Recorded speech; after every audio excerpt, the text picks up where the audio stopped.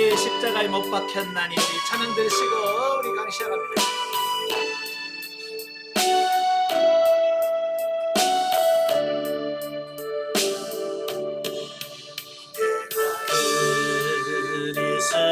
그리스도와 함께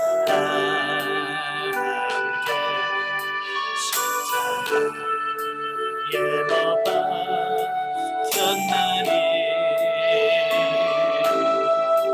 그런 득이는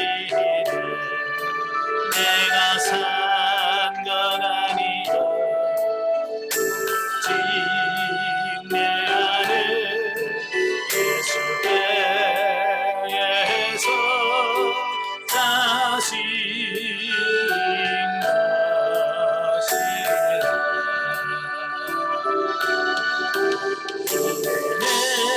내가 육체가 은데 사는 것은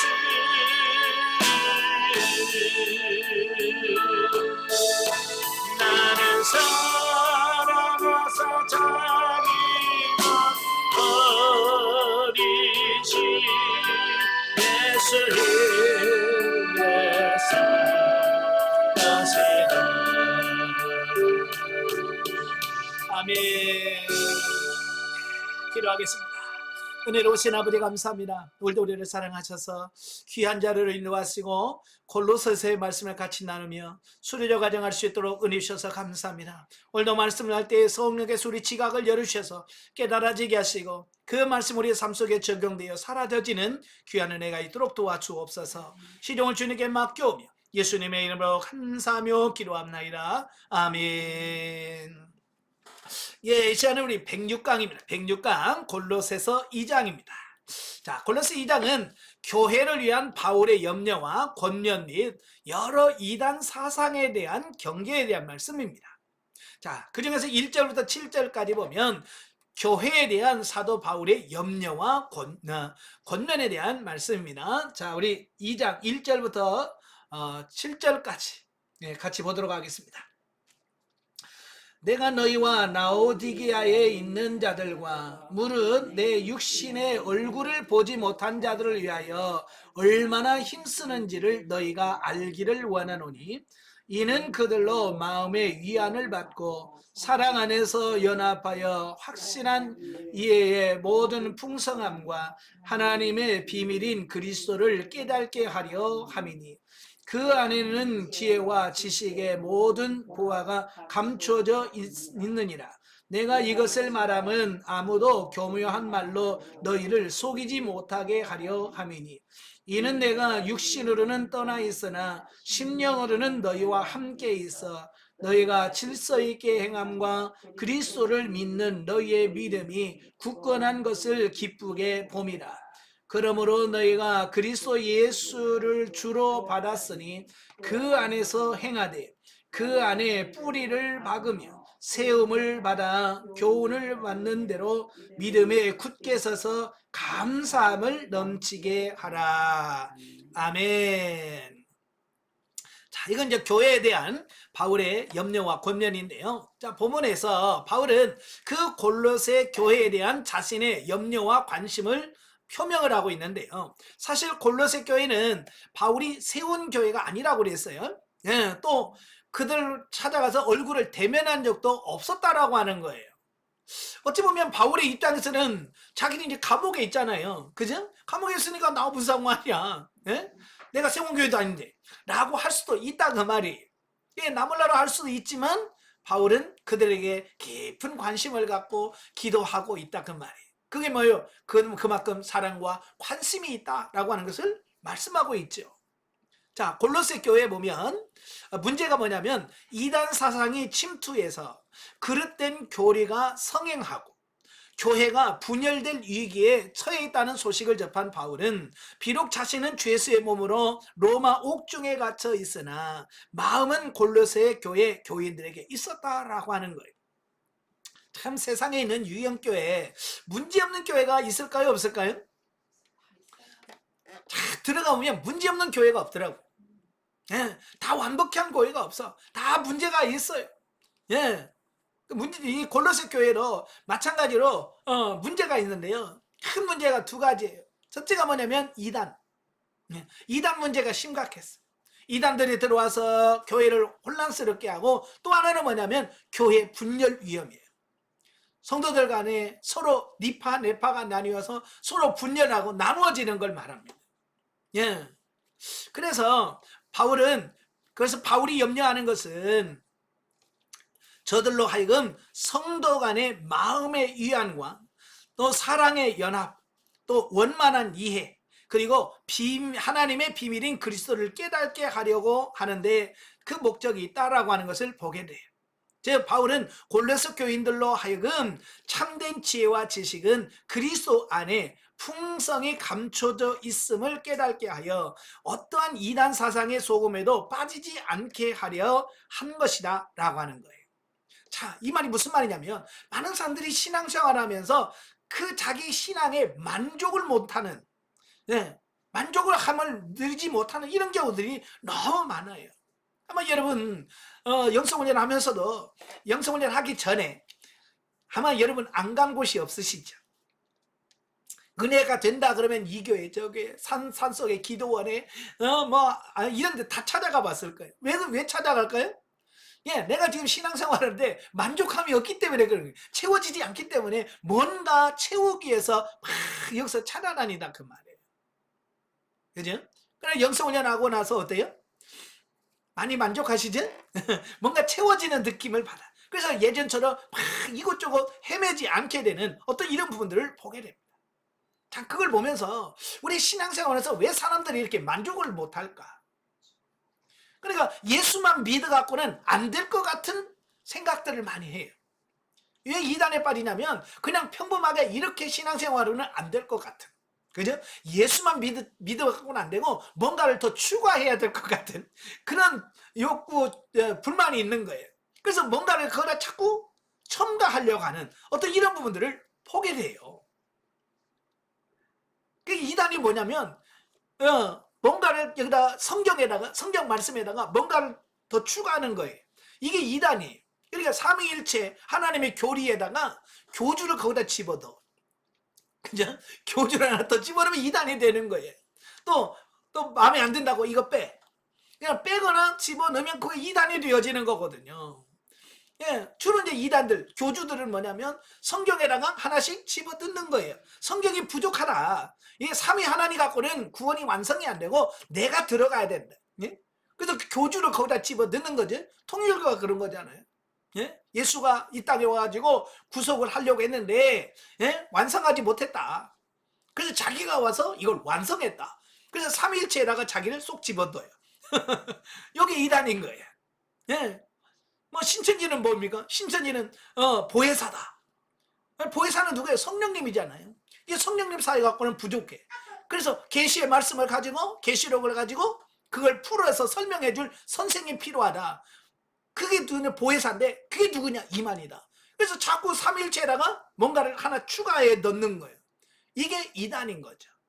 바로 초대교회 유대교 율법주의자들이 뭐예요? 예수만 믿어갖고는 구원, 글쎄, 예수만 믿어갖고는 안 되고 거기다가 율법을 지켜야 되고 할례를 받아야 되고 이걸 추가해야 된다. 이걸 추가한 게 이단이에요. 유대주의 율법주의자들이. 여러분 뭐 더 추가할 게 있어요, 없어요? 제가 영성을 하면서 도대체 성경에다가 뭘 더 추가할 게 뭐 있을까? 아무리 찾아봐도 추가할 게 없더라고요. 완벽해. 예수 그리스도를 통한 이 구원은 완벽해요. 여기다 뭘 넣을 거나 추가할 필요가 없어요. 예?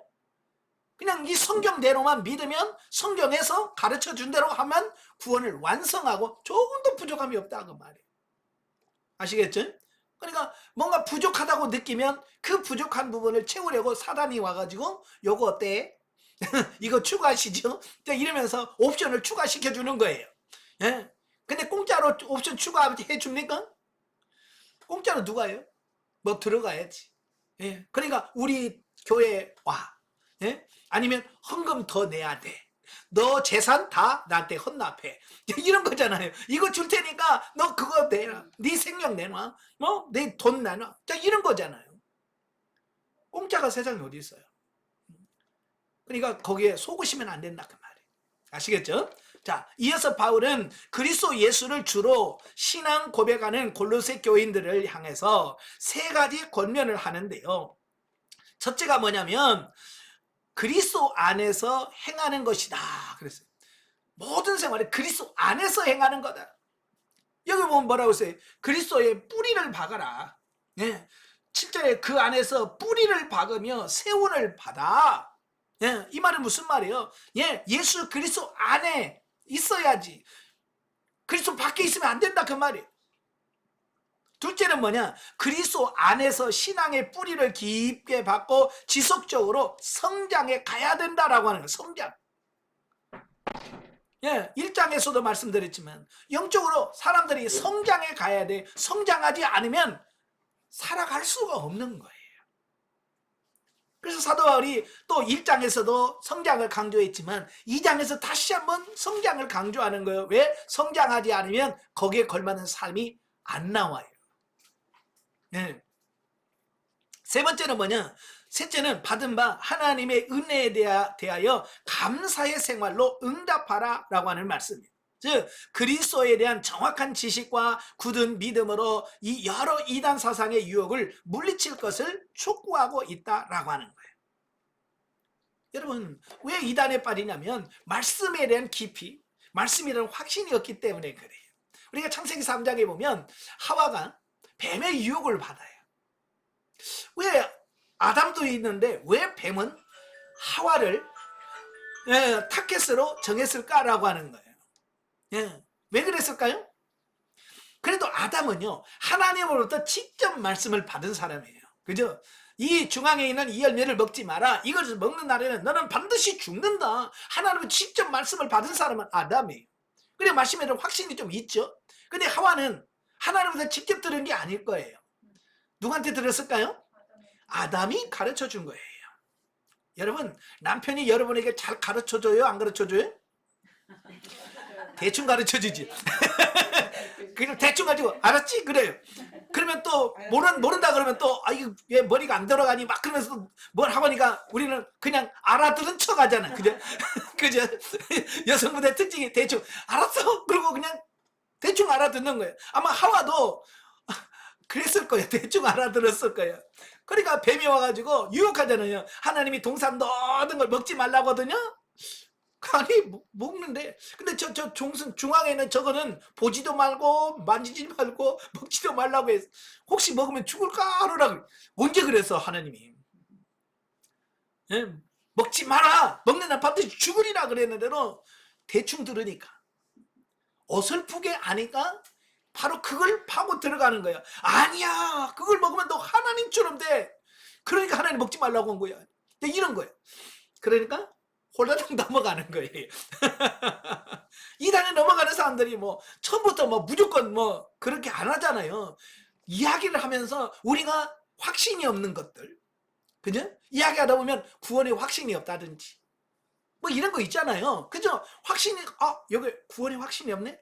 그러면 구원에 우리 오면 구원에 확신이 주어집니다. 그러면서 그걸 가지고 파고 들어가는 거거든요. 그러니까 우리가 말씀에 굳게 서면 우리가 이단이나 이런 게 넘어가지 않는다 그 말이에요. 골로새 교인들도 왜 이단에 자꾸 넘어가겠어요? 말씀의 깊이에 빠져 있지 않기 때문에, 말씀을 깊이 묵상하지 못하고 알지 못하기 때문에 넘어가는 거예요. 오늘 우리도 마찬가지.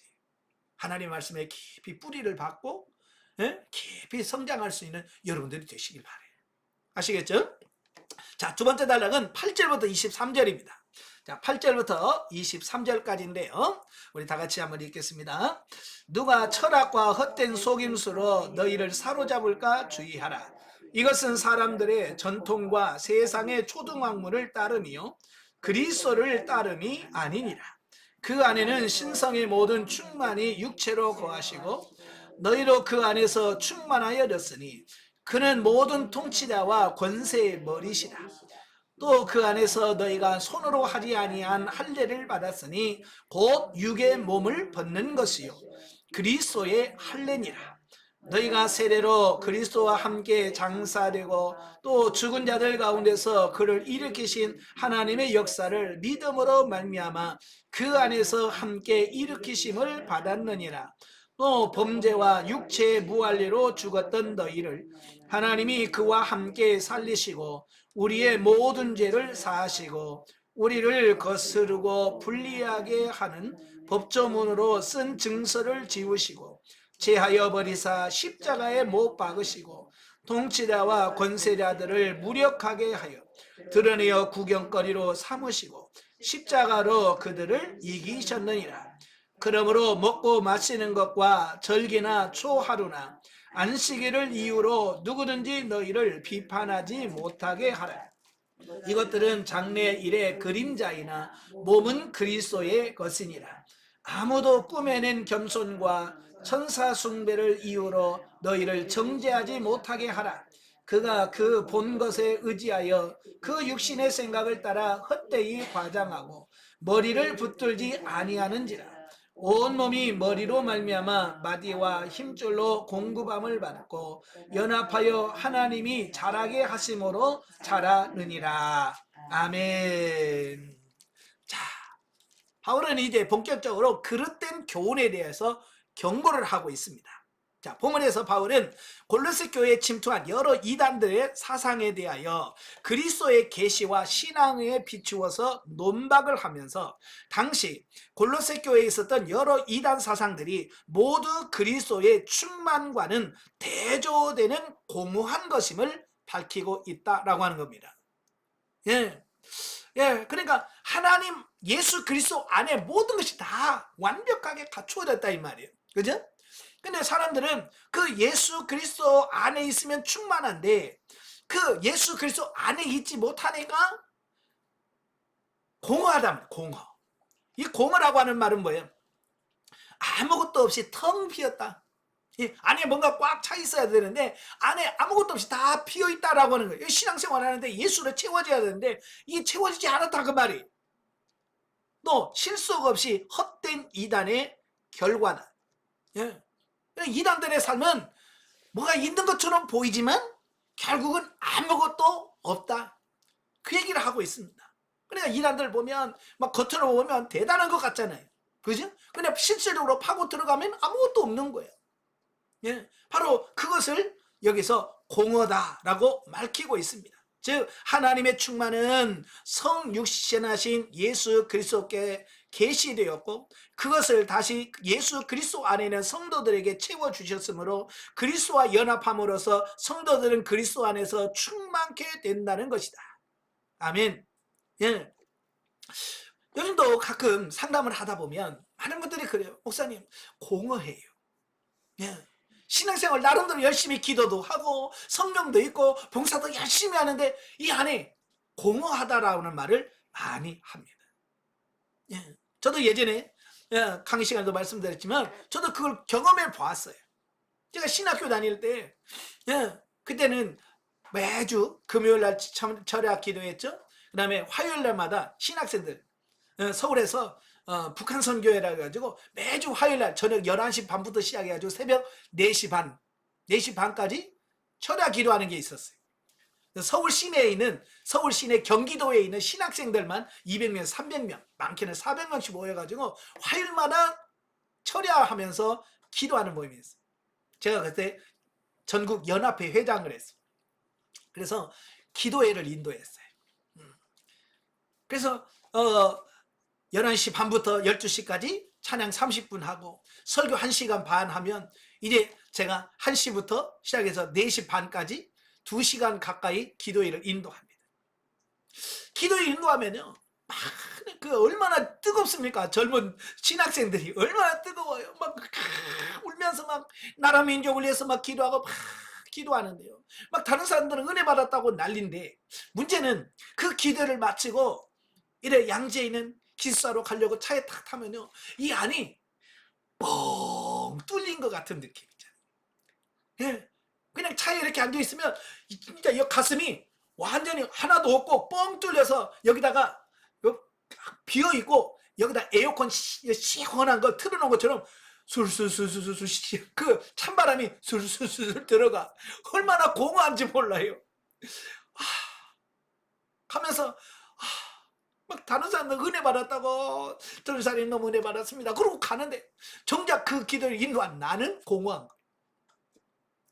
그래서 가면서 운전하시는, 그때는 전도사님이죠. 지금은 태국에서 선교사님으로 사역하시는데 그때는 전도사님이었거든요. 그 전도사님이 차를 운전하고 갈 때 내가 나는 왜 이렇게 공허한지 몰라. 그랬더니 그분이 하는 말이 그냥 은혜 다 부어주니까, 예? 은혜를 끼칭이라고 다 주니까 그렇지. 아주 좋게 포장해서 말씀하시더라.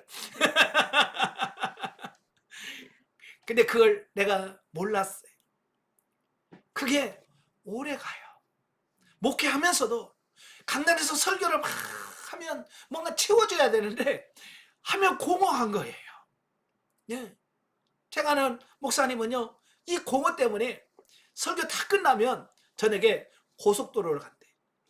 그럼 차를 막 140, 150 그게 공허하니까 이걸 채울 수가 없어가지고, 예?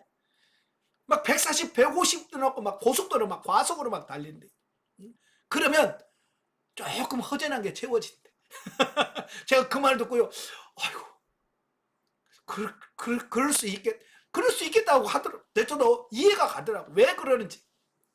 근데요, 영성훈련 받고 나니까 이게 해소가 됐어요. 그렇게 공허했던 그 마음이 싹 사라졌어요. 그래서 예전에는 늘 뭘 해도 배고픈 것처럼 뭔가 허전해. 뭔가 채워지지 않은 느낌을 받았어. 기도를 해도 뭔가 채워지지 않은, 뭔가 부족해. 누구 말도 2% 부족하다고 그러지? 뭔가 부족한 느낌을 받았거든요. 근데 영성훈련 받고 나서는 그게 해소가 됐어. 진짜 배부르면 든든하잖아요. 그죠? 든든한 것처럼 이제는 뭘 해도 든든해요.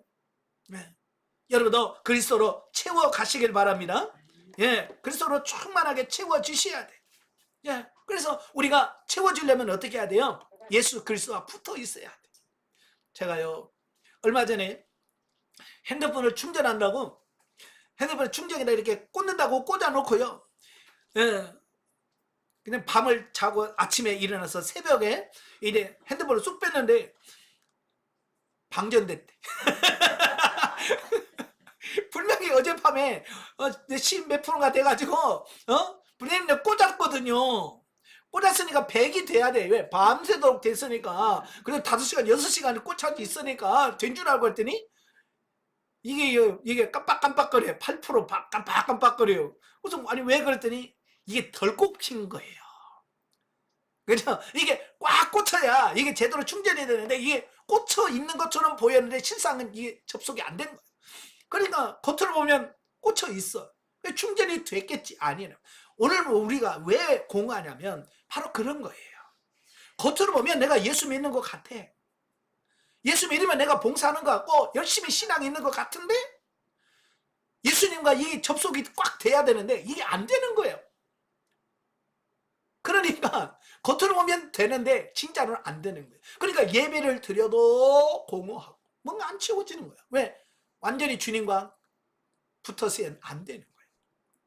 여러분 혹시라도 공허하시다면 점검해 보시길 바랍니다. 아시겠죠? 예.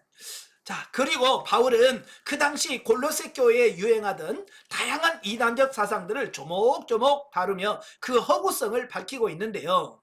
첫째로 바울이 거론하는 것은 할례를 행하며 율법의 규정을 따라 먹고 마시는 것과 절기, 안식일 등의 율법과 전통 준수를 강조하는 율법주의에 대하여 언급하고 있다라고 하는 겁니다. 자, 빌립보에서도 말씀드렸지만 바로 여기도 유대주의적 율법주의자들이 있었다 그 말이에요. 이 유대주의 율법주의자들은 어렸을 때부터 늘 율법에 대해서 들었잖아요. 그죠? 그래서 늘 절기 지키고 안식일 지키고 또 11조 내고 하는 이런 모든 행위에서 이미 그들은 철저한 사람들이에요. 예. 바로 그런 사람들이 할례를 받아야 되고 여러 규정들을 다 지켜야만 구원을 받을 것처럼 얘기를 하는 거예요. 예. 그래서 이에 대해서 바울은 심판하는 일은 오직 하나님께서만 하실 수 있는 일이고 율법의 실체이신 그리스도께서 오셨는데도 아직도 그림자에 불과한 율법에 머문다고 하는 것은 어리석인 것임을 밝힘으로써 그 허구성을 지적하고 있다라고 하는 거예요. 이게 무슨 말이냐면 이들은 자꾸 구약의 율법을 지켜야 된다라고 말하는데 구약의 율법이 뭐냐는 거예요. 구약의 율법은 예수 그리스도에 대한 모형과 예표와 그림자란 말이에요. 예, 그러니까 실제가 오면 모형과 그림자는 사라지는 거예요. 그죠? 근데 이미 실제 예수 그리스도가 오셨는데도 불구하고 그들은 실체를 거부하고 옛날 그걸 붙들고 있더라 그 말이에요. 자, 여러분 지금 시제품이라는 게 시제품. 시제품이라는 게 뭐냐면 본품이 나오기 전에 그걸 샘플로 그걸 만들어서 이게 문제가 뭔지 이런 것들을 보고 그걸 통해서 단점과 장점을 다 고쳐서 진짜 품이 나오기 전에 나온 걸 시제품이라고 그래요. 지금 우리나라에서 지금 비행기를 만들고 있잖아요. 전투기를 만들어요. KF-21 만드는데 지금은 본품은 아직 안 나와서 지금 만들고 있는 중이에요. 지금 뭐만 나오냐? 시제기만 나와. 시제기. 그 시제기를 가지고 어떻게 해요? 계속 연습을 하잖아요. 그죠? 그래서 속도는 나오는지 거기서 문제를 파악하고 그 뭐요? 시제기야. 말 그대로 시제기. 이제 본품이 나오면 어때요? 시제기는 사라지는 거예요. 율법이라고 하는 게 그런 거예요. 예수 그리스도가 오시기 전까지만 우리를 구원으로 인도하는 역할을 하는 게 율법이에요. 한계란 말이에요. 예수님이 오면 시제기를 본품이 나오면 시제기를 없애는 것처럼 이제 예수 그리스도가 오면 율법은 역할이 끝나는 거예요. 그런데도 그들은 끝까지 시제품인 율법을 붙들고 있는 거예요. 그리고 바울이 그건 아니다. 그건 어리석은 거다. 그 얘기를 하고 있는 거예요. 자, 두 번째로 천사 숭배 사상을 다루고 있어요. 그들은 인간이 하나님을 직접 예배하는 것은 교만한 일로서 중보자로서 천사를 숭배해야 된다고 하면서 그리스도의 중보자의 역할을 무효화하려는 자들의 시도다라고 하는 겁니다. 자, 어찌 보면 우리 같은 죄인이 어떻게 감히 하나님께 나아가? 그러니까 우리가 직접 하나님께 나아가지 말고 중보자, 중간에 그 중보자 역할을 하는 뭔가 있으면 좋겠다. 아마 여러분도 그럴 거예요. 예를 들어서 내가 집에 잘못을 했어. 부모님한테 실수를 했어요. 그러면 내가 직접 가가지고 제가 잘못했습니다. 그래야 되는데 용기가 안 나. 그러면 어떻게 해요? 언니나 동생 가서 내 대신 가서 엄마한테 가서 미안하다고 잘못했다라고 빈다고 지금 굉장히 뉘우치고 있다고 좀 대신 좀 얘기해줘. 그게 편할까요? 내가 직접 가서 얘기하는 게 편할까요? 직접 가기가 무안하니까 동생이나 언니를 시켜. 이게 중보자거든요. 우리가 직접 하나님께 잘못했습니다. 이 가기가 좀 그래. 그러니까 중간에 있는 천사들에게 잘 보여가지고 이거 중간에서 좀 잘 좀 해줘요. 그래서 중간에다가 중보자로 천사들을 세워놓고 어떻게 그들이 잘 해야 되면 어떻게 해야 돼요? 그들한테 잘 보여야 되잖아. 그죠?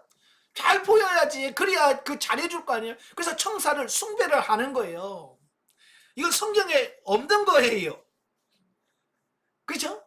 중보자는 오직 예수 그리스도 한 분밖에 없어요. 그런데도 불구하고 그들은 그리스도 말고 또 천사를 중보자로 또 세워놔. 그래서 천사들이 잘 보여야 된다고 천사들한테 숭배하는 겁니다. 오늘도 이와 비슷한 일이 천주교에서 일어나요.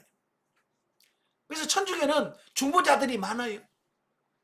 예수 말고 천사도 중보자지만 마리아, 성모 마리아, 예수님을 낳았으니 그 얼마나 우리를 위해서 잘 해주겠어. 또 하나님 예수님도 어머니가 얘기하니까 말 잘 듣잖아. 그죠?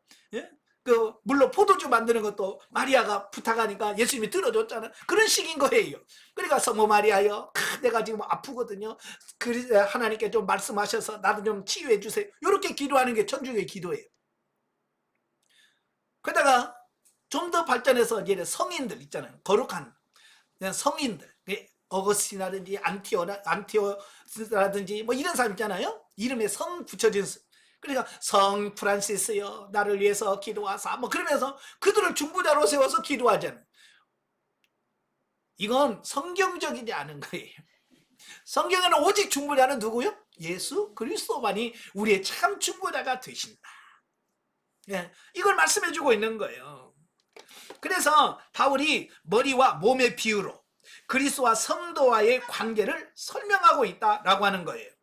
사실 몸이 머리 없이 생명력을 소유할 수 없듯이 성도는 그리스도와 연합함으로써 생명력을 지니며 자랄 수 있다라고 하는 것입니다.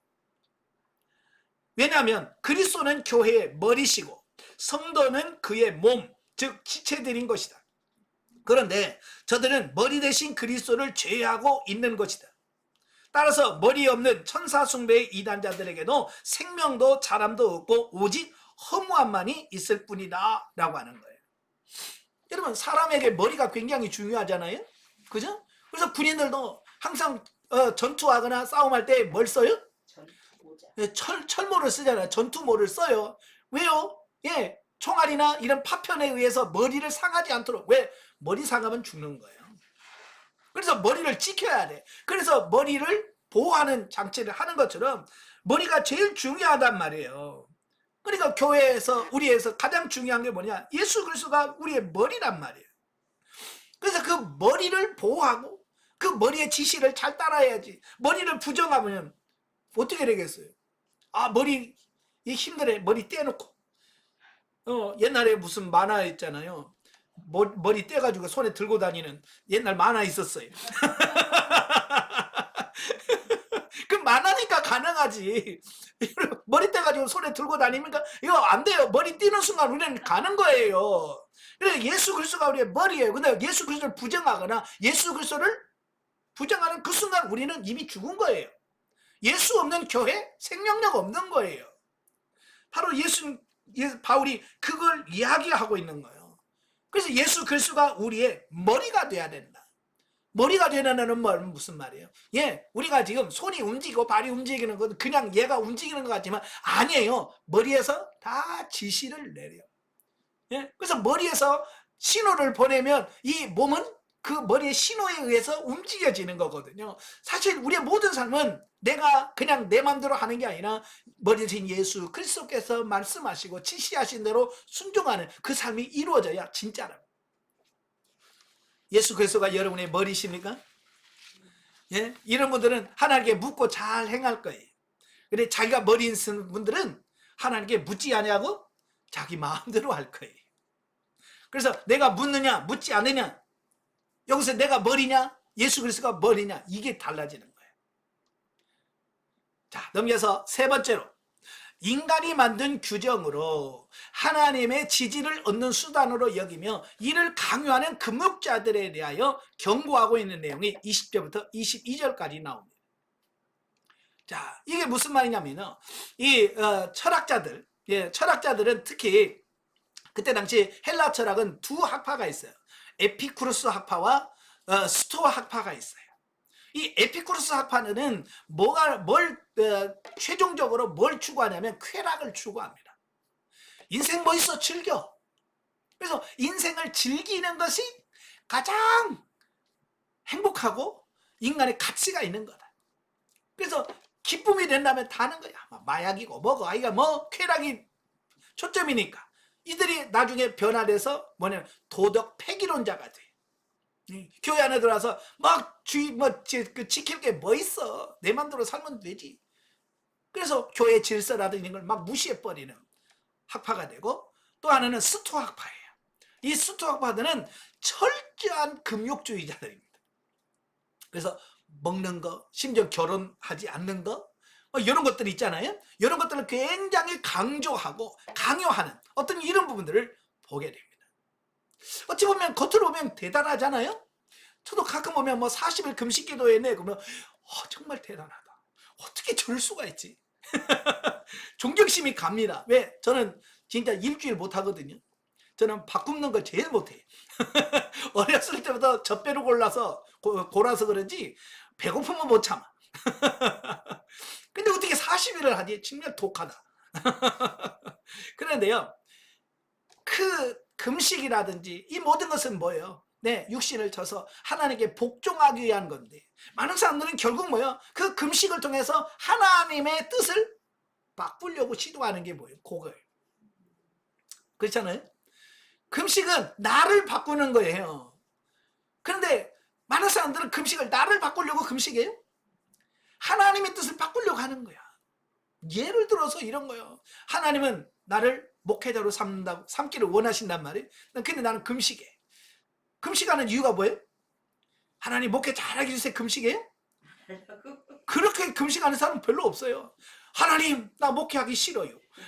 나 장로로 바꿔줘요. 이런 거예요. 그래 하나님의 뜻을 내가 금식이라고 하는 과정을 통해서 이걸 바꾸려고 시도하는 거예요. 대부분의 사람들이 그런다 그 말이에요. 예. 그러니까 올바른 금식이 될 수가 없죠.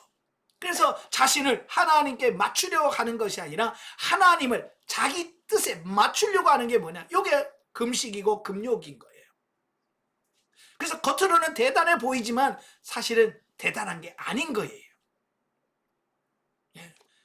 어떤 분이 와서 그래요. 그래도 신부님이 목사님보다 훨씬 더 낫지요. 그래서 왜요? 그랬더니 장가들 안 가잖아요. 결혼 안 하고 혼자 살잖아요. 얼마나 힘듭니까? 제가 그랬어요. 예, 그 몰라서 그렇다. 결혼해봐요. 마누라하고 같이 살려면 얼마나 힘든데. 목사님들이 훨씬 더 영성이 잘 된다. 왜? 옆에 파트너가 붙어서 옆에서 파트너 역할을 해준다. 근데 신부들은 파트너가 없잖아. 그죠? 옆에서 파트너 역할을 해준 사람들이 없잖아요. 그러니까 별로다. 제가 그랬어요. 근데 사람들은 신부 그러면 결혼도 안 하고 혼자 얼마나 힘들까? 대단하다 라고 생각한다 그 말이에요. 그러니까 많은 사람들이 그걸 추구한다 그 말이에요. 예? 근데 바울은 그게 아니라라고. 그래서 마지막으로 바울은 이 모든 것을 종합하여 모든 이단들은 하나님의 계시가 아니라 단지 하나님이 만든 규정으로 무가치하고 오히려 유익을 주지 못한다는 결론입니다. 그러니까 이 성경 말씀이 기준이 돼서 하나님께서 하라 그러면 하고 하지 말라 그러면 하지 말아야 되는데 사람들은 이렇게 하면 하나님이 더 기뻐하실걸? 그런 거죠. 밥 안 먹고 기도하면 더 잘 들으실걸? 이런 거예요. 잠 안 자고 기도하면 더 잘 들으실걸? 성경에 그런 말이 어디 있어요? 그렇잖아요. 죄 가지고 네가 기도하면 하나님 듣지 않는다 그랬죠. 예? 그래서 우리 죄를 회개하고 주님 앞에 가야지. 그런 건 안 하고 밥만 안 먹는다고 하나님이 들어주세요? 아니란 말이에요. 예. 그래서 우리는 하나님의 말씀이 진리가 되고 기준이 돼야 된다. 그 말씀을 하고 있는 거예요. 그러니까 하나님과 상관없이 인간에게서 나온 것은 의미가 없다. 자, 모든 이단의 공통점은 구원에 이르는 참 진리를 교묘히 바꾸어 그리스도께서 주신 참 자유를 빼앗으며 궁극적으로 인간을 멸망하게 한다라고 하는 겁니다. 예, 하나님께서 우리에게 참 자유를 주시려고 이 말씀을 주셨어. 너희가 진리를 알지니 진리가 너희를 자유케 하리라 분명히 말씀했어. 근데 많은 사람들은요, 이단에 빠진 사람들 자유해요 안 해요? 자유 못합니다. 그들 나름대로 규율이 있어요. 그래서 그 규율을 지키려고요 엄청나게 애를 씁니다. 네. 신천지도 처음에는요 14만 4천 명만 채우면 돼 그랬거든요. 그래서 그냥 신천지에다가 딱 명단 올리고 나 이제 14만 4천 명이가 됐어. 근데 20만이 됐네요. 그러니까 이제 어떻게 해야 돼? 요즘 맨날 시험 본대요. 그래서 여기서 떨어지면 14만 4천이 못 들어가는 거예요. 그러니까 지금 막 그 시험 보고요, 이거 막 공부하고요, 여기에 막 온통 심혈을 기울이는 거예요. 왜? 거기서 시험 봐서 떨어지면 14만 4천 명이 못 들어가는 거예요. 그래서 막 경쟁을 붙이는 거예요. 그러니까 그 안에서도 막 치열한 거예요. 그 14만 4천 명이 들어가려고. 그 안에 자유 있어요? 이제 없어요. 옆에 있는 사람들이 누구요? 경쟁자인 거예요. 자, 어떻게 그런 신앙, 자유 없는 신앙, 매이는 신앙을 할까요? 그런데도 인간은 좋다고 거기서 목숨 걸고 열심히 하는 것 보면 참 대단해요. 따라서 우리는 본문을 통하여 인간인 동시에 하나님이시고 또 육신으로 이 땅에 오셔서 사망 권세를 이기고 부활하신 그리스도와 영적으로 연합하면 성도로서의 참 자유를 얻을 뿐만 아니라 이러한 이당 사상이 능히 이겨낼 수 있다는 교훈을 우리에게 준다라는 겁니다. 아멘. 그래서 요한복음 8장 23절에 너희가 진리를 알지니 진리가 너희를 자유케 하리라 그랬잖아요. 그래서 우리는 이 영성을 연하면 참 자유롭잖아요. 그죠? 예. 자유가 없어요? 자유하셔야 돼요. 예, 또 자유하라고 그러니까 또 예배 안 드리고도 나는 자유해. 또 기도 안 하면서 나는 참 자유해. 그러면 안 돼요. 예? 그리스도 안에 진리 안에서 자유를 말하는 거지 그렇게 게으르면서 자유하란 말은 절대로 아니에요. 아시겠죠? 야, 영적에 보도록 하겠습니다. 하늘의 신령한 진리와 지식을 얻지 못하면 감정과 경험에 근거한 신앙에 빠지기 쉽다라고 하는 거예요. 많은 사람들이 진리 안에 바로 서야 되네, 진리 안에 서고 자기 감정과 경험에 매인다 그 말이에요. 그래서 찬양할 때도 기분 나쁘면 이건 아닌 거예요. 기분이 좋아야 돼. 그죠? 기분이 좋아야 된다고 그 감정에다가 맞추는 경우가 많이고요. 예, 또 어떤 체험에 초점을 맞추는 경우가 있는데요. 그러면 우리가 잘못될 가능성이 커요.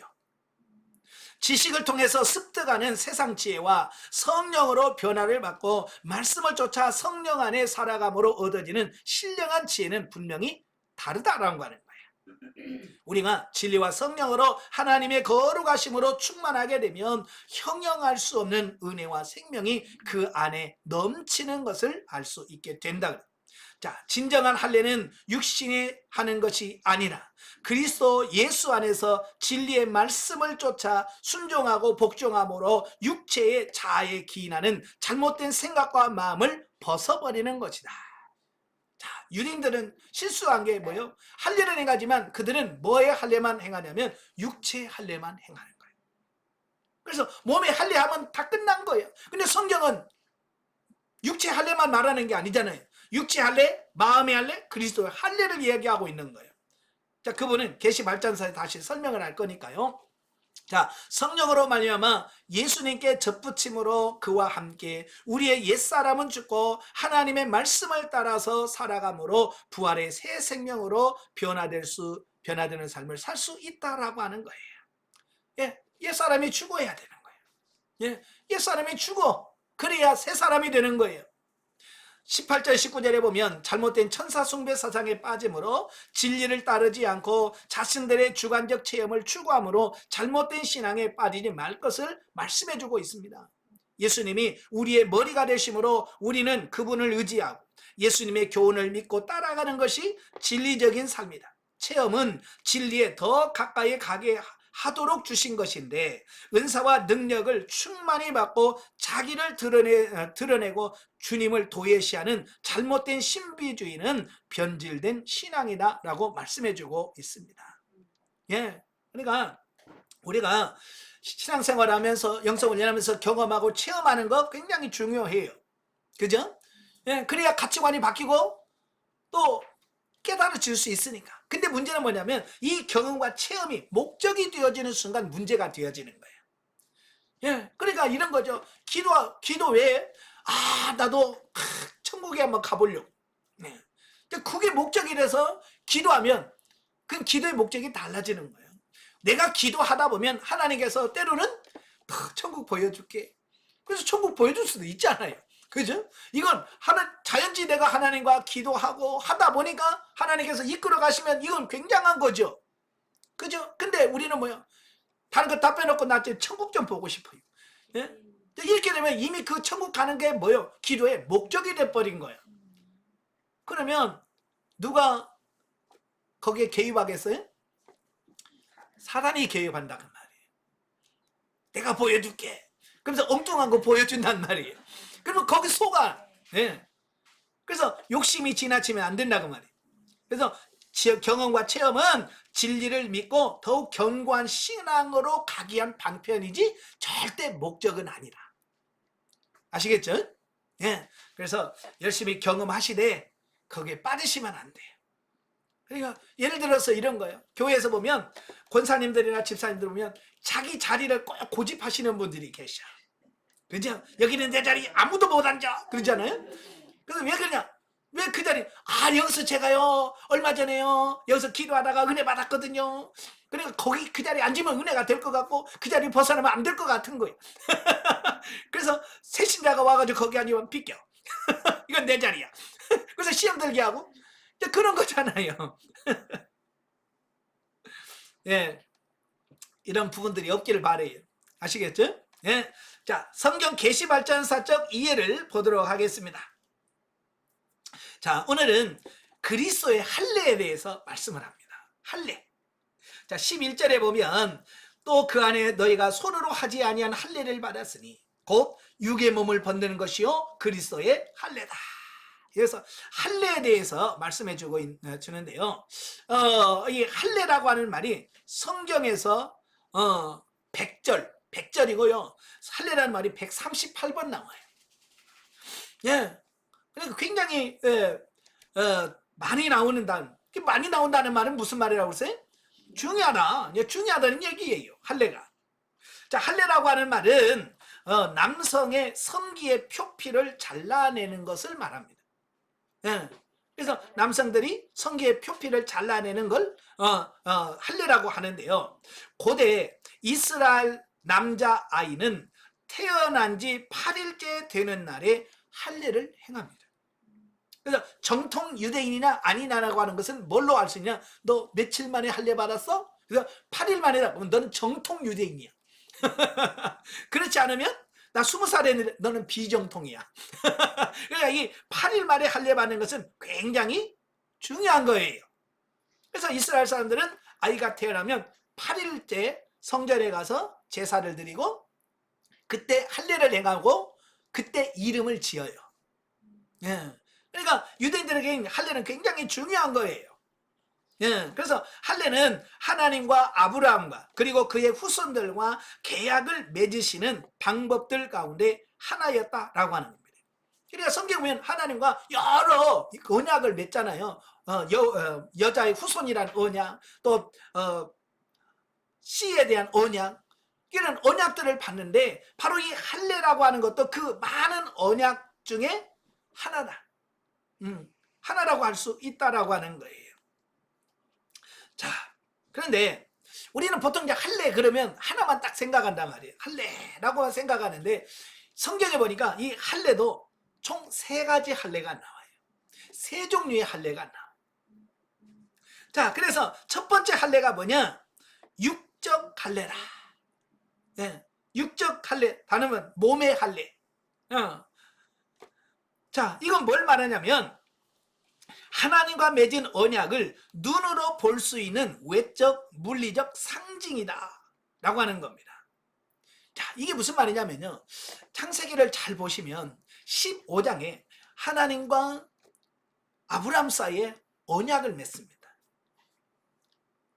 그게 뭐냐면 아브라함에게 내가 너의 방패다, 너의 상급이다. 그러니까 아브라함이 뭐 아들도 안 주면서 무슨 말씀을 하세요? 그래.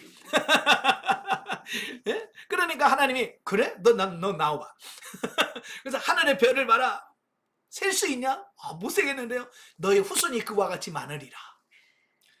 자, 하나님께서 그렇게 하니까 아브라함이 예, 알겠습니다. 믿었어. 그러니까 하나님이 그걸 의로 여겼어. 근데요, 말로만 하니까 아브라함이 어떻게 했어요? 16장에 바로 가서 하갈이란 여자를 취해서 이스마엘을 낳아버리는 거예요. 그러니까 말로만 하면 이게 계약에 대한 이게 신빙성이 없는 거예요. 여러분도 그러잖아요. 예를 들어서 내가 이거 줄게. 말로만 하면 이건 법적 효력도 없어요. 내가 언제 그럼 끝나. 그죠? 그러니까 그럴 때는 뭘 해야 되냐면 문서 작성을 빨리 하셔야 돼요. 그래서 여러분도 남편이 내가 당신에게 뭐 줄게 뭐 이런 거 있잖아요. 집 살 때 이거 나중에 당신한테 다 줄게. 그러면 종이를 갖다가 쓰라고 그래야 돼. 그래야 나중에 법적으로 효력을 발휘하지. 알았어요, 감사해요, 고마워요 해봐야 아무 소용없어. 나중에 언제? 그럼 끝나. 바로 하나님도 이 문서의 중요성을 아는데 문서를 해놓으니까 이거 자꾸 잊어버리네. 그래서 하나님이 잊어버리지 않는 언약의 표징을 하나 딱 주셨어요. 그래서 아브라함에게 너 일로 와봐. 너 할례 행해. 이건 뭐예요? 잊어버리지도 않아. 몸에다가 딱 표시를 해놓았기 때문에 이건 잃어버리거나 할 수 없는, 날마다 확인할 수밖에 없고 날마다 점검할 수밖에 없는 거예요. 그러니까 남자들은 하루에 볼일을 몇 번씩 보잖아. 그죠? 볼일 볼 때마다 확인을 해. 그죠? 그러니까 내가 하나님이 이렇게 언약하셨구나, 내가 하나님의 언약 백성이구나 라고 하는 부분을 하루에도 몇 번씩 그걸 확인하면서 그걸 각성하는 이런 부분을 본다 그 말이에요. 그래서 하나님께서 계약 맺은 증거를 변함없는 가장 확실한 방법이 뭐예요? 몸에다가 새기는 거예요. 그래서 은밀한 곳에, 이건 아무도 다른 사람에게 보여주지 않고 자기만 알 수 있는 그곳에다가 표시를 딱 해놓은 거예요. 예, 그게 할례예요. 몸의 할례란 말이에요. 예. 자, 그래서 이제 몸의 할례를 먼저 보면 창세기 17장 할례라는 말이 참 등장을 합니다. 창세기 17장 10절부터 14절.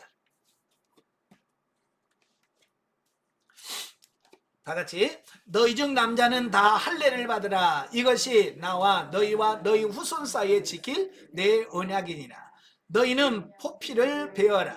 이것이 나와 너희 사이에 언약의 표징이니라. 너희의 대대로 모든 남자는 집에서 난 자나 또는 너희 자손이 아니라 이방인 사람에게서 돈으로 산 자를 막론하고 난 지 8일 만에 할례를 받을 것이라. 너희 집에서 난 자든지 너희 돈으로 산 자든지 할례를 받아야 하리니 이에 내 언약이 너희 살에 있어 영원한 언약이 되려니와 할례를 받지 아니한 남자 곧 그 포피를 베지 아니한 자는 백성 중에서 끊어지리니 그가 내 언약을 배반하였음이니라. 아멘. 이건 할례의 기원이라고 할 수 있어요. 할례가 어떻게 시작했는가? 그러니까 하나님과 아브라함에게 언약을 맺었는데 말로 하니까 금방 잊어버리더라. 그래서 16장에 이스마엘을 낳는 거예요. 그 모습을 보면서 안 되겠다. 예? 사라지지도 않고 잊어버리지도 않은 내가 언약의 표징을 하나 주겠다 라고 해서 17장에 할례를 준 거거든요. 예. 자, 그래서 이 할례를 행하는 것은 하나님과 나와 언약 백성이 되었다라고 하는 표징이라 그 말이에요. 자, 여호수아 5장 2절부터 9절. 여호수아 5장 2절부터 9절까지인데요. 2절 3절만 가겠습니다. 이때에 예수께서 여호수아께서 여호수아에게 이르시되 너는 부싯돌로 칼을 만들어 이스라엘 자손들에게 다시 할례를 행하라 하시매 여호수아가 부싯돌로 칼을 만들어 할례산에서 이스라엘 자손들에게 할례를 행하니라. 예, 광야를 마치고 요단을 건너서 가나안 땅에 딱 들어가자마자 하나님께서 여호수아에게 야, 광야에서 너희 할례 행하지 않았지? 이제 다시 할례를 행해라 라고 말씀하는 겁니다. 왜? 이 가나안 땅은 하나님의 나라를 상징하잖아요. 그러니까 하나님의 나라에 들어왔다라고 하는 것은 뭐예요? 이제 너희는 하나님의 백성이 됐다라고 하는 것을 의미합니다. 반대로 광야에 있을 때는 할례를 행치 말라고 그랬어요. 왜? 말씀대로 안 살아. 그죠? 하나님 말씀을 불순종하는 거예요. 그러니까 의미가 없는 거예요. 하나님의 백성에 대한 의미가 없는 거예요. 그래서 광야에 태어나는 할례 행하지 마라. 여러분, 우리가 몸의 할례가 중요한 게 아니에요. 하나님 믿고 따르는 이게 중요한데 이스라엘에서는 할례라고 하는 그것만 의식을 하니까 광야 생활은 이건 하나님이 인정하지 않는다. 그런 의미에서 할례를 행하지 말라라고 말씀하셨던 거예요. 그래서 이제 가나안 땅에 들어왔어요. 언약이 다시 회복되어진 거예요. 하나님의 관계가 다시 회복되어진 거예요. 그러니까 뭐요? 할례부터 행하자. 자, 그 말씀을 하고 있는 거예요. 그래서 할례를 행했다고 하는 말은 하나님과 관계를 다시 회복한다. 언약 관계를 다시 맺는다. 그런 의미를 담고 있습니다. 자, 이렇게 구약에서는 구약의 할례는 무슨 할례겠어요? 예, 몸의 할례. 예, 몸의 할례예요. 그러면 구약에서만 몸의 할례를 행했느냐? 아니에요. 몸의 할례는 신약 시대도 했고요, 성령 시대도 했어요. 자, 신약 시대 누가 행했어요? 할례를 누가 받았을까요? 누가복음 1장, 누가복음 2장, 누가복음 2장 22절, 21절, 22절 다 같이 보겠습니다. 할례할 8일이 되매 그 이름을 예수라 하니 곧 잉태하기 전에 천사가 일컫는 바라라. 모세의 법대로 정결 예식의 날이 참에 아기를 데리고 예루살렘에 올라가니 그랬죠. 자, 여기 누가 나와요? 예수님도 나와요. 예수님도 육신을 입고 있었기 때문에 뭐요? 할례를 8일 만에 받으셨다라고 하는 거예요. 자, 예수님이 할례를 받았다라고 하는 말은 할례가 좋은 거예요, 나쁜 거예요? 좋은 거예요. 예, 나쁜 거 아니라는 얘기예요. 예. 자, 예수님도 할례를 받았어요. 또 빌립보서 3장에 보면 빌립보서 3장 4절부터 6절.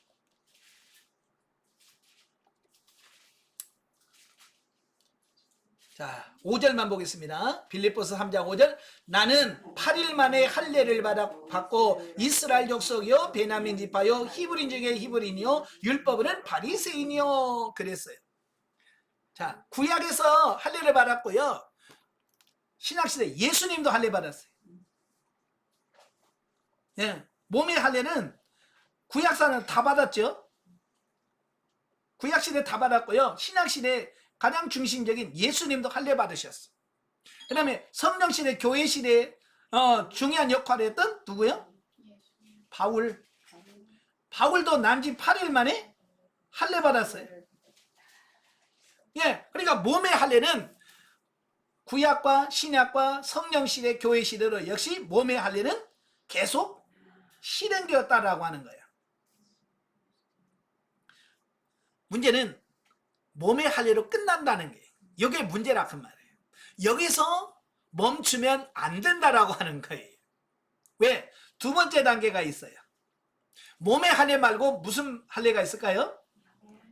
예, 마음의 할례. 예, 마음의 할례가 있다는 거예요. 자, 마음의 할례는 뭐냐? 자, 내적인 참된 할례는 내적인 것으로 회개와 믿음, 순종을 통해서 이루어진다라고 하는 거예요. 그러니까 우리 안에 내적인 심령 안에서 마음 안에서 혼에서 일어나는 거다라고 말씀해 주고 있어요. 예. 그러니까 이건 무슨 말씀이냐면 많은 사람들이 유대인들이 몸의 할례로 끝나는 거예요. 나 할례 받았는데 뭐, 난 하나님 백성이야, 나 구원받아. 근데 성경에서 야, 그걸로만 안 돼. 몸의 할례에서 마음의 할례로 발전해 가야 돼. 성장해 가야 돼. 이야기를 하고 있는 거예요. 그럼 마음의 할례가 뭐냐? 신명기 10장. 신명기 10장 16절. 자, 다 같이. 그러므로 너희는 마음의 할례를 행하고 다시는 목을 곱게 하지 말지어라. 예, 그들은 이미 몸의 할례를 받은 사람들이에요. 그런데도 모세는 그들을 향해서 뭐라고 그래? 야, 마음의 할례를 받아.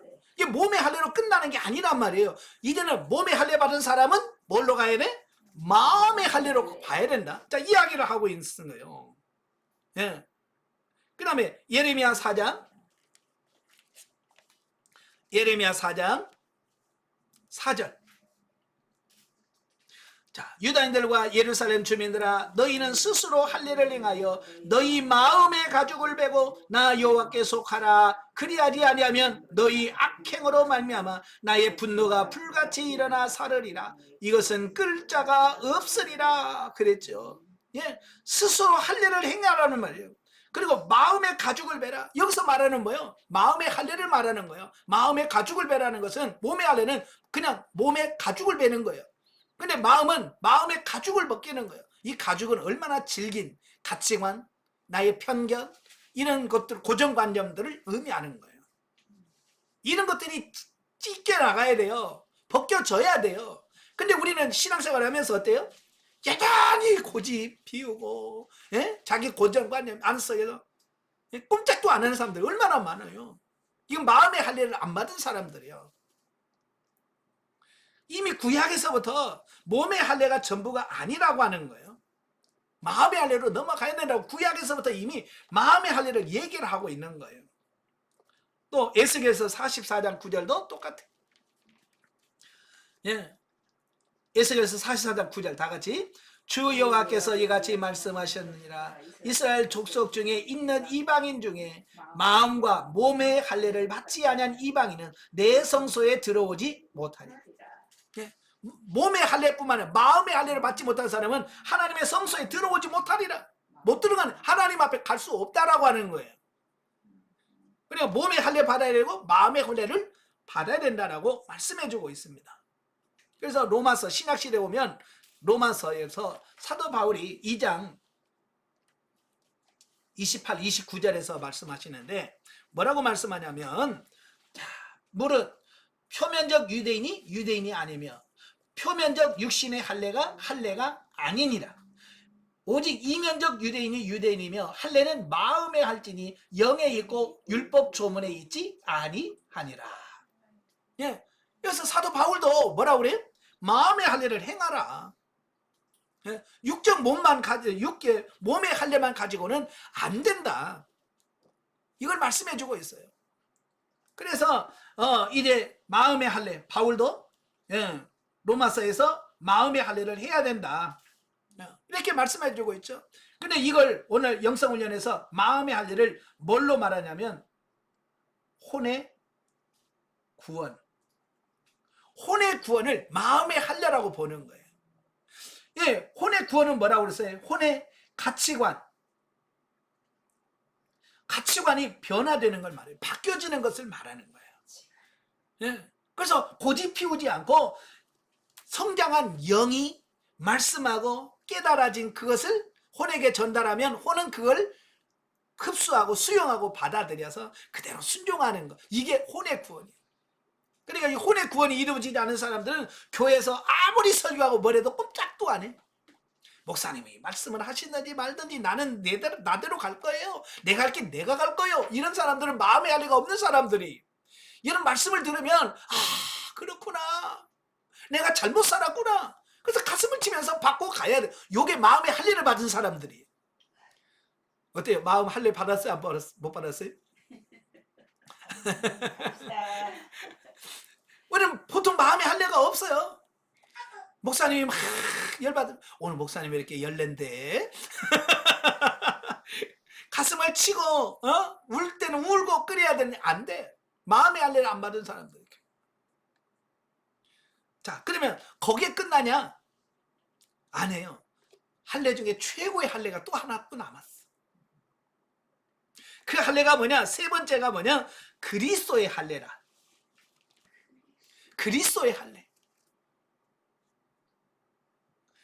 자, 세 번째가 있는데요. 세 번째 할례가 뭐예요? 그리스도의 할례. 그러니까 할례는 몸의 할례가 있고 마음의 할례가 있고 그리스도의 할례가 있다. 예. 자, 그 마음의 할례가 뭐냐? 오늘 골로새서 2장 11절. 또 그 안에서 너희가 손으로 하지 아니한 할례를 받았으니 곧 육의 몸을 벗는 것이요 그리스도의 할례니라 그랬어요. 내가 그리스도의 할례를 받으라는 말이에요. 그리스도 할례. 그리스도 할례라고 하는 말은 문자적으로 보면 헬라어로 엔테 페리토메 투 크리스투스. 예, 이것은 그리스도께서 직접 체험하신 육적 할례를 말합니다. 예.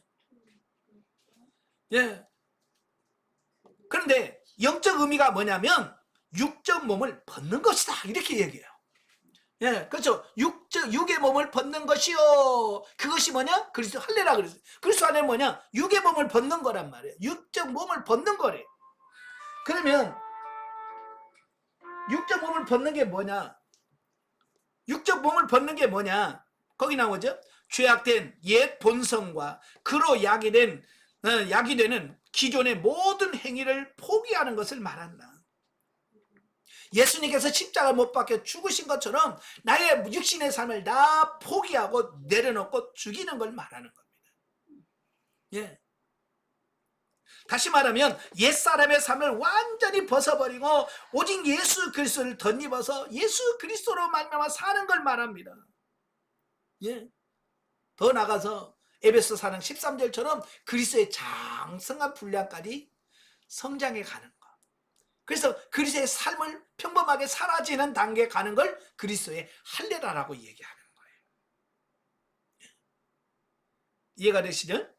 자, 오늘날 많은 사람들은 나 할례 받았어요. 나 교회 권사예요. 나 교회 장로예요. 나 목사예요. 거기서 끝나는 사람들이 많아. 그건 뭐냐? 몸의 할례를 받은 것에 머무는 사람을 말하는 거예요. 두 번째 할례는 뭐냐? 마음의 할례예요. 마음의 할례를 통해서 가슴을 치면서 하나님의 말씀을 살지 못하는 부분에 대해서 애통해하면서 하나님의 뜻대로 살려고 하는 사람들은 마음의 할례를 받은 사람들이에요.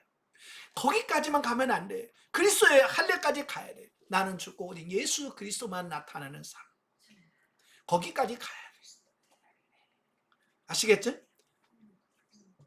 자, 결론 내립니다. 유대 율법주의자들은 그들이 시행하는 육적 할례야말로 하나님의 백성임을 표시하는 진정한 증표라고 주장하지만 바울은 오직 그리스도가 친히 이루어 놓으신 속죄로 상징되는 마음의 할례와 그리스도의 할례만이 진정한 의미의 구속을 이룬다라고 말하고 있는 겁니다.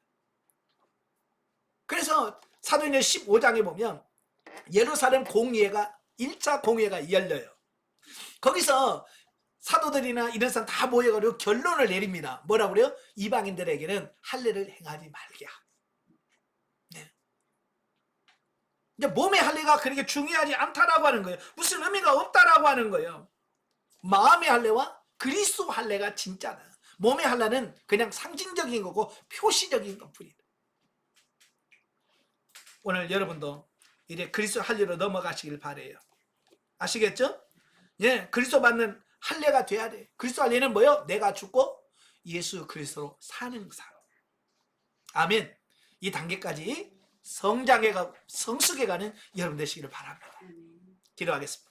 은혜로우신 아버지 감사합니다. 오늘도 우리를 사랑하셔서 귀한 말씀을 듣게 하신 아버지, 오늘 많은 성도들이 육적 할례를 받은 것으로 만족하고 거기에서 족한 줄로 알고 머무르는 사람들이 너무 많습니다. 하나님, 물론 몸의 할례도 중요합니다.